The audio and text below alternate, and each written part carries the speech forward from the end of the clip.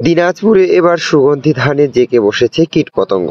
আর এসব কীটপতঙ্গকে দূর করতে উচ্চমাত্রার কীটনাশক ব্যবহার করতে হচ্ছে চাষিদেরকে। ফলে এবারও যেন বাড়তি খরচই হচ্ছে এসব ধান চাষিদের।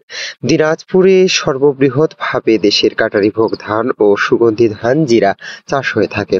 আর এসব সুগন্ধি ধান হয়, এসব ধানে অন্যান্য ধানের তুলনায় সবচেয়ে বেশি পোকার উপদ্রব লক্ষ্য করা যায়।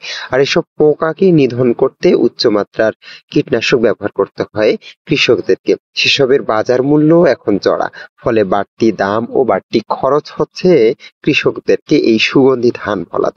যুগ যুগ ধরে দিনাজপুরের ঐতিহ্যবাহী কাটারিভোগ ধান ও জিরা ধান সম্প্রতি আমন মৌসুমে বের হতে শুরু হয়েছে। আর বের হয়েই এসব ধানে পোকার আক্রমণ লক্ষ্য করা গেছে। এতে করে সুগন্ধি ধান কাটারিতে কারেন্ট পোকা, মাজরা পোকা, ঘরপচড়া সহ বিভিন্ন জাতের পোকার উপদ্রবে এসব ধান ক্ষতির মুখোমুখি হচ্ছে।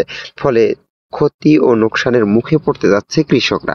আর প্রতি বছরই এসব ধান নিয়ে চাষিদেরকে আল্লাহ আল্লাহ করতে হয়।